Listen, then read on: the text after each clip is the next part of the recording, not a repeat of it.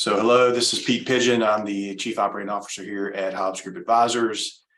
Today, I am providing an update to cash management rates for 2023. This is the second update that I've done.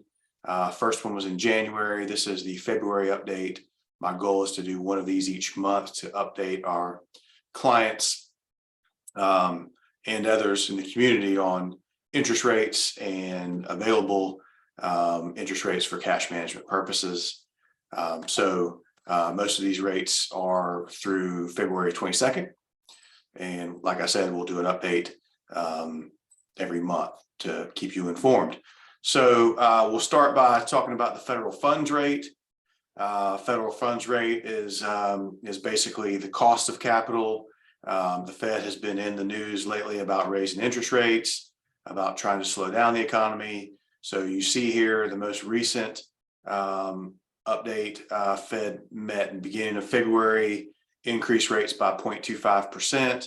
Federal funds rate right now is, and they use a range 4.5 to 4.75. The next FOMC meeting is the middle of March, middle of this month.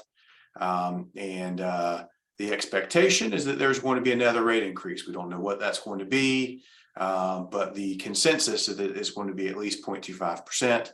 So expect rates to continue to move, short-term rates to continue to move up. With that being said, money market rates and money market funds that we use here at Hobbs Group Advisors have also been moving up, right? These are funds. You don't have to go ask for an increase in your interest rates. If short-term rates increase, these increase. If short-term rates decrease in the future, these will decrease. So these are meant to be a representation of what short-term interest rates are, dictated by the Fed. So you see the three different Fidelity mutual funds, money market funds that we're using. You see the yields. So for no minimum, for really no minimum investment, you can get 4.25% in a money market. Doesn't matter the amount of money you have invested. For larger deposits, there are funds that are available that are higher, have higher interest rate payouts, 4.59 for over $100,000 and 4.47 for over 100. 4.59% for over $1 million of deposits. These were rates as of February 22nd. These are offered through Fidelity Investments. These are 100% liquid, meaning you can access funds at any point in time. There's no holding period. There's no penalty for taking your money out once you put the money in. Rates are subject to change, but that's the case for really any investment. Treasury bond yields. Right. So this is if you're borrowing money from the United States government, if the United States government's borrowing money from you, Treasury bills and notes. So under a year are considered to be T-bills. A year and under, anything beyond that is considered to be a note. So I'm focusing on here the 6 month, the 1 year, and the 2 year. So if you go and we can buy these in client brokerage accounts, we can buy a 6 month a Treasury bill that's going to come due in 6 months. We can buy one that's coming due in one year or 12 months, and then we can buy any maturity of Treasury. Right, as of February 22nd, the rates are 5%, above 5% for a 6 month. 1 year is a little bit higher than that, 5.1.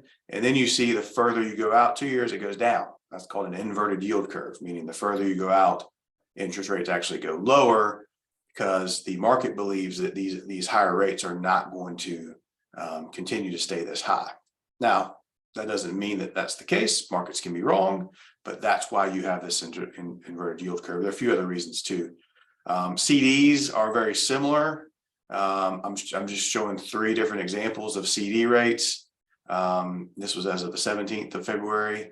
4.9 for a 1 year CD, 4.85 for a little bit longer out than that, and then 4.8. I will tell you that these rates have gone up. I bought a 1 year CD for a client today at 5.2%, and I bought a 6 month CD right around 4.9% today. So these are FDIC insured. These are what are called brokerage CDs, meaning within a Fidelity account, we can buy CDs at all these different banks. You get FDIC protection per CD. So we can have a brokerage account that can hold 10 different CDs at 10 different banks, and they all have FDIC protection associated with the amount of money that's deposited at that bank. So it's nice for larger amounts. We can get larger FDIC insurance on larger deposits. So the maturities can vary, and we hold these at Fidelity Investments, even though these are CDs deposits at these particular banks. They have an agreement with Fidelity, which is the way that works. Moving on to corporate bonds. We use corporate bonds exchange traded funds that kind of mimic the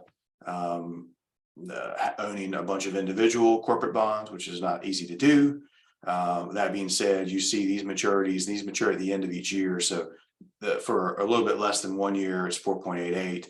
You can, for a little bit longer maturity, you can generate a little bit higher rate of return, 5.26% on a corporate bond that matures in 2024, and one that matures in the end of 2025 is 5.17. We also do a fair amount with municipal bonds. Municipal bonds are, for individuals, are exempt from tax, federal income tax, not from state income tax.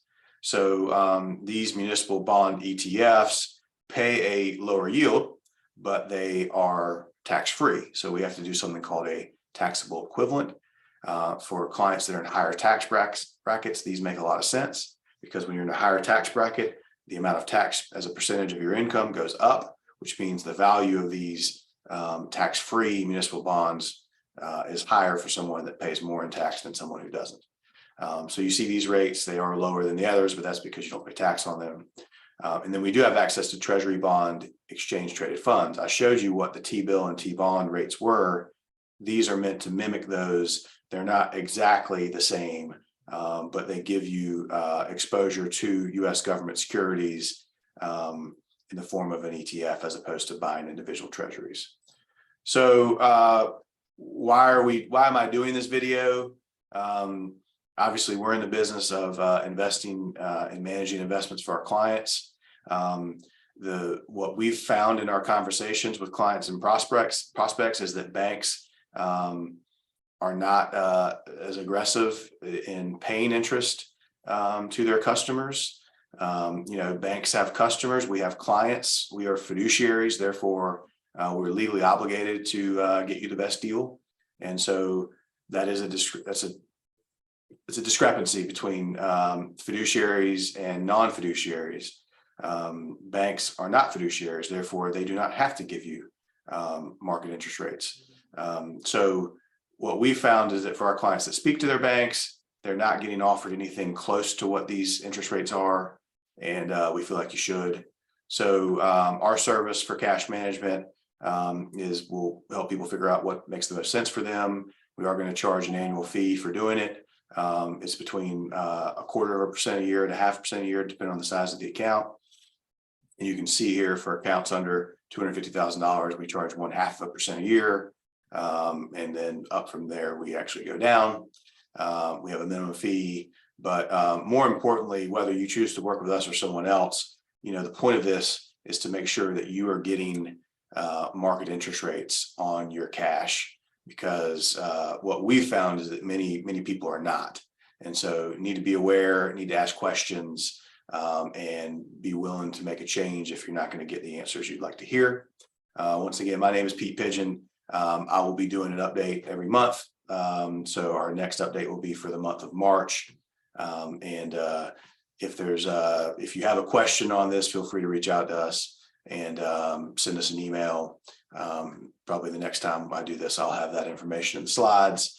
But we think this is important because we think there's a lot of interest being left on the table, and that's really nationally. So please be proactive and hopefully generate more wealth for yourself and your family.